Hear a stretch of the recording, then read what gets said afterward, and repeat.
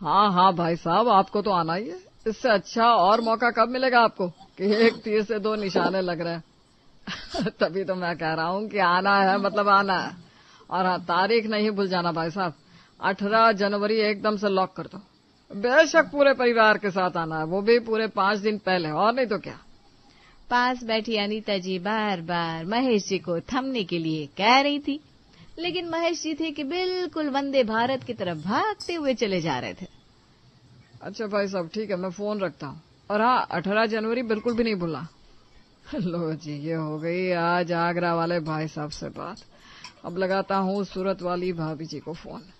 हाँ, उनको कम से कम 8 दिन पहले का न्योता दे ही देना जी, आखिर ये भाभी है आपकी। अरे तुम भी ना अनीता, कितनी चिढ़ती हो मेरे घर वालों से।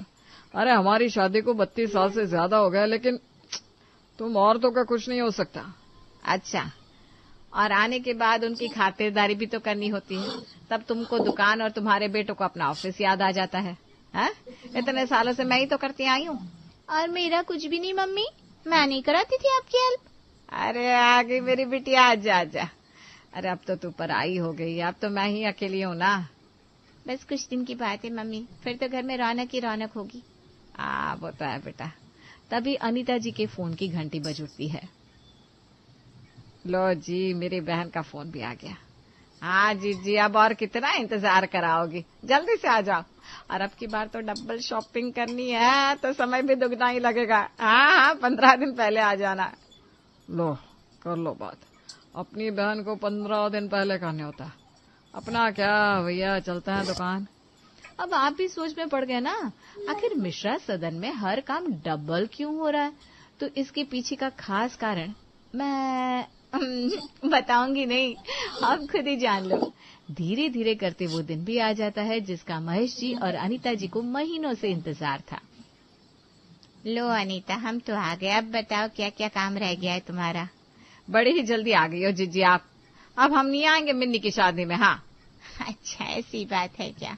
और नहीं तो क्या, राहुल की शादी में पूरे 20 दिन पहले पहुंच गए थे हम। अच्छा आओ बैठो, चलो देखो क्या क्या होना है। मम्मी मेरी सेहरा कहाँ है? तभी कपिल भी वहां आता है। ये देखो मम्मी, कैसा लग रहा है? अरे ये मेरा है भाई। अरे आपकी जो चीज है वो मेरी भी तो है भैया। अरे अब तो बड़ा हो जा। क्या मम्मी, आपको कितनी बार कहा था कि इसका बाल विवाह ना कराओ। अरे बेटा, पिताजी तुम्हारे पक्के बनिया आदमी है। जब एक दावत में 2 दहेज मिल जाए तो 2 बार खर्च क्यों करना। हाँ, इसी इंतजार में मैं पूरा 30 का हो गया। जुबान बड़ी कड़वी है आपकी भाई साहब, वाकई में मानना पड़ेगा।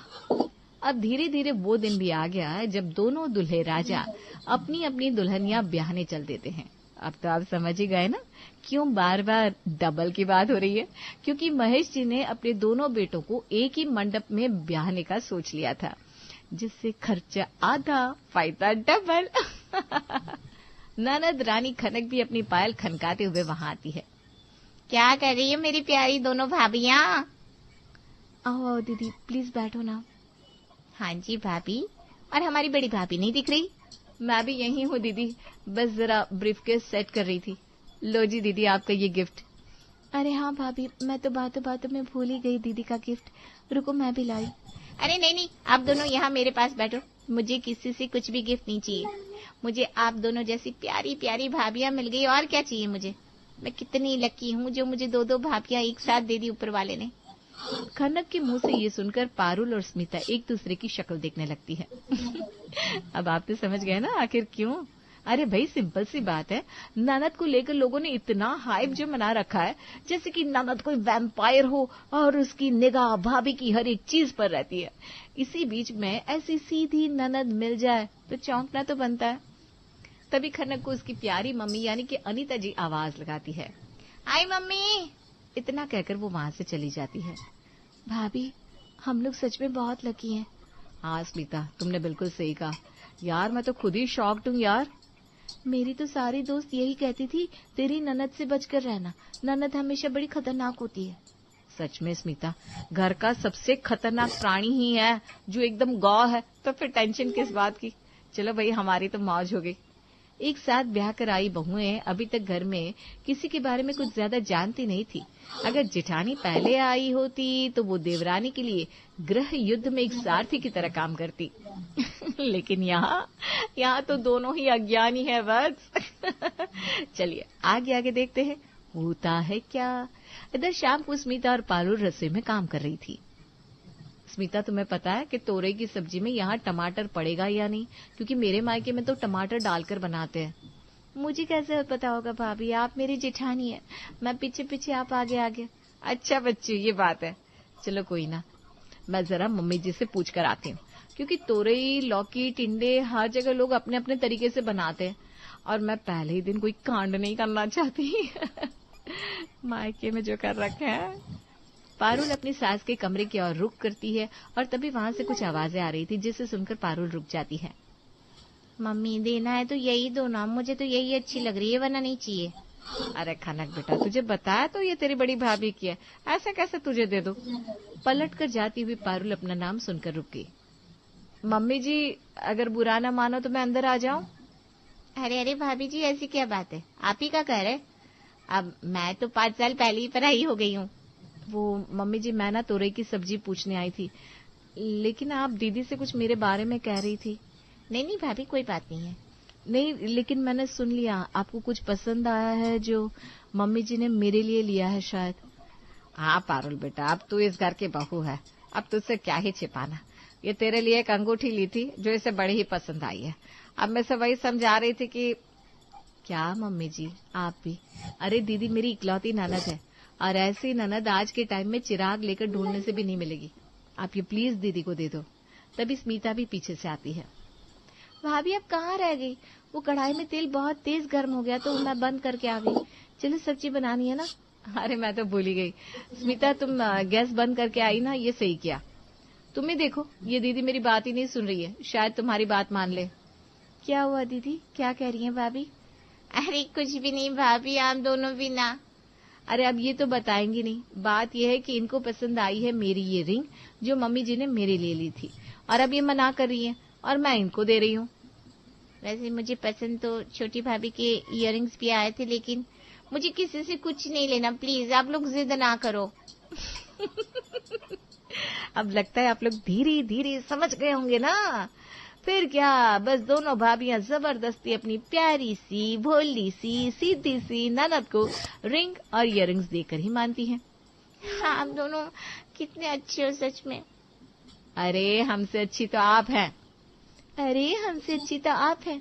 इतना कहकर खनक दोनों भाभियों को गले लगा लेती है और ननद रानी एक तीर से 2 निशाने मार देती है। कुछ ही दिनों बाद सब लोग डिनर पर जाने की तैयारी कर रहे थे। अरे अब तुम लोग भी ना हर जगह जाने में लेट कर देते हो। बेटा कपिल, सौरभ, जल्दी से रेडी हो जाओ। तभी पारुल और स्मिता भी रेडी होकर वहां आते हैं। देखिए मम्मी जी कैसी लग रही हूँ? और मैं भी मम्मी जी। अरे मेरी दोनों बेटियां बड़ी सुंदर लग रही हैं। तभी खनक और उसके पति मोहित भी वहां आते हैं। चलिए चलिए, सब रेडी हो गए ना? देखो दामाद जी भी आ गए और मेरी बिटिया रानी खनक भी। सच में मेरी बिटिया अपने नाम के जैसी है, एकदम खान के लिए। अरे मम्मी जी, पापा जी नहीं दिख रहे, कहाँ है वो? चल नहीं रहे क्या हमारे साथ? अरे नहीं, उनका कहना है कि बच्चों को जाने दो, हमारा क्या काम है, इसलिए वो मना कर रहे हैं। अरे उनका दामाद आज इतने बड़े 7 स्टार होटल में पार्टी दे रहा है तो भी वो नहीं जा रहे। यही बात मुझे अच्छी नहीं लगती। रुकिए, मैं उनसे बात करके आता हूँ।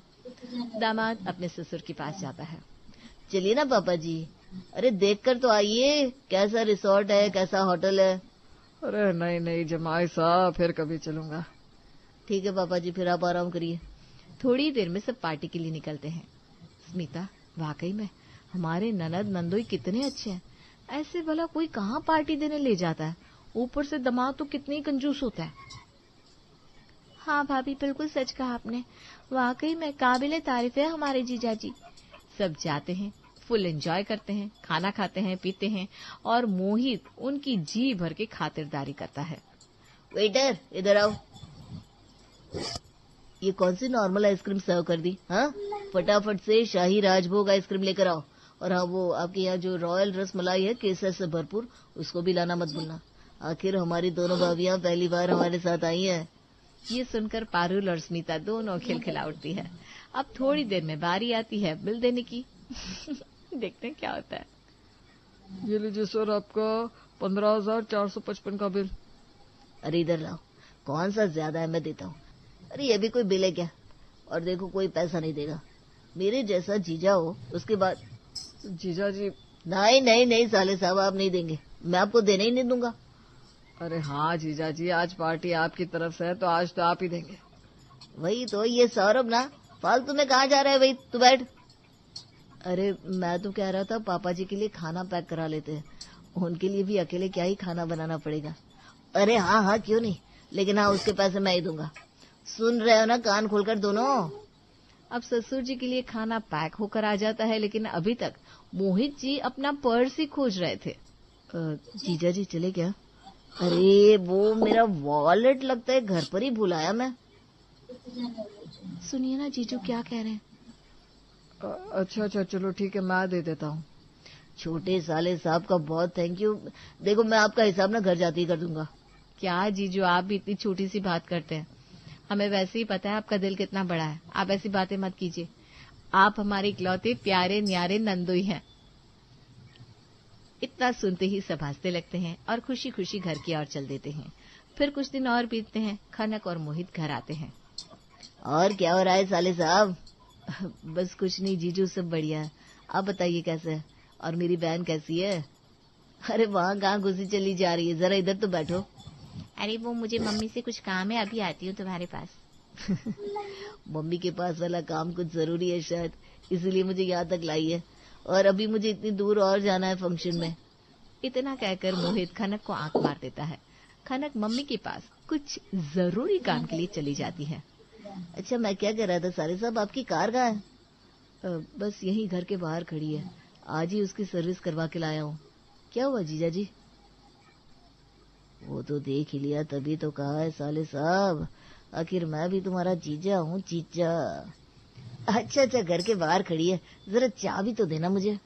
हाँ ये रही चाबी। लाओ जरा, मुझे ना आज बड़ी दूर जाना है और मेरी गाड़ी आज कुछ गड़बड़ लग रही है। बिल्कुल ले जाओ, लेकिन जीजा जी उसमें आपको पेट्रोल डलवाना पड़ेगा क्योंकि अभी ज्यादा दूर तक नहीं लिया होगा। अरे ये भी कोई कहने वाली बात है भला, मैं टंकी फुल करवा के रख दूंगा, तुम चिंता क्यों करते हो सौरभ बाबू। अब दामाद और बिटिया रानी गाड़ी लेकर निकल जाते हैं और अगले दिन तक देने भी नहीं आते। और जब गाड़ी की जरूरत पड़ती है, भैया अपनी गाड़ी कहाँ है, मुझे कहीं दिख नहीं रही है, पापा को डॉक्टर के पास लेकर जाना है। अरे जीजा जी गाड़ी देने आए ही नहीं, कल मैं तो भूल ही गया। शिट, अब पापा को लेकर भी जाना है, आज उनका अपॉइंटमेंट है, मैं कैसे भूल गया। रुको फोन घुमाता हूँ। सौरभ मोहित को फोन लगाता है। हेलो जीजा जी। हाँ सौरभ क्या हुआ, इतनी सुबह सुबह याद किया? अरे जीजा जी मुझे तारे नजर आ रहे हैं दिन में, आप उठो जल्दी, 12 बज गए, आप कार देने नहीं आए। पापा को डॉक्टर के पास लेकर जाना है, उनका अपॉइंटमेंट है। अच्छा अच्छा, लेकिन सौरभ मैं बताना भूल गया, वो कार ना मैंने पार्टी के पास वाले एक पार्किंग में खड़ी कर दी है। अरे क्यों जीजा जी? अरे उसका पेट्रोल खत्म हो गया तो वहीं खड़ी करनी पड़ी, और लौटते में फ्रेंड्स मिल गए तो उनके साथ निकल आया।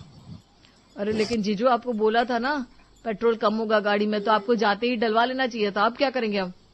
वो मैं जल्दी में था सौरभ, नहीं तो तुम तो मेरा नेचर जानती हो, मैंने कभी टंकी फुल से नीचे बात ही नहीं की, मुझे पसंद ही नहीं है। अब तुम एक काम करो, मैं लोकेशन सेंड कर रहा हूँ, तुम कैब से चले जाओ और गाड़ी उठा लाओ। अच्छा ठीक है, जैसा आप कहें जीजा श्री।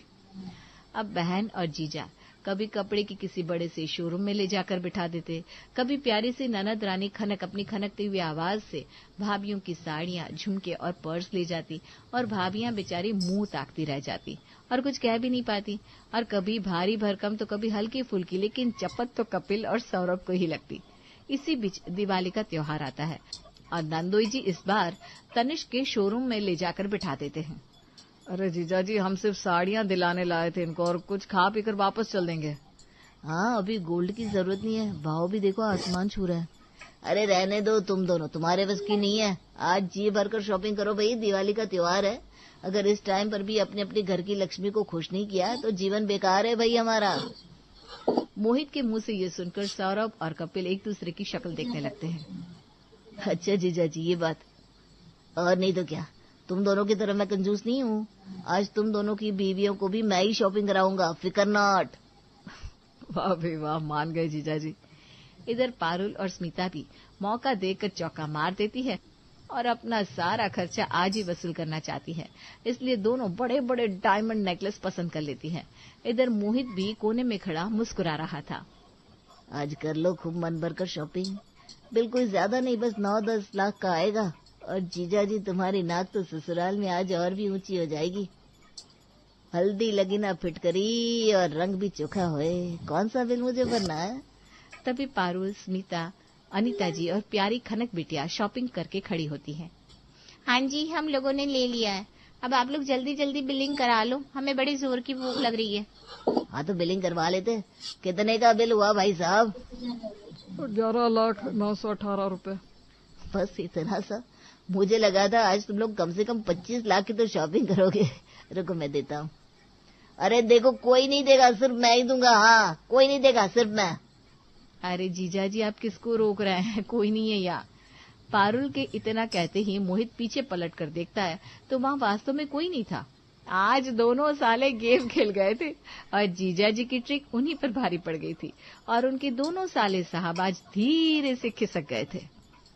अच्छा, कोई नहीं, वो शायद मेरे कान बज रहे होंगे। मुझे ऐसा लगा कोई कह रहा है मैं देता हूँ। जी जी, वो हमेशा की तरह ना। इतना कहकर स्मिता और पारुल एक दूसरे को आंख मारती है और हंसने लगती है। अब मोहित को ही वो पूरे 11,918 रुपए देने पड़ते हैं। सब शॉपिंग करके घर आते हैं और घर आते आते मोहित की हालत ऐसी हो जाती है जैसे किसी ने सरेआम दिन दहाड़े लूट लिया हो।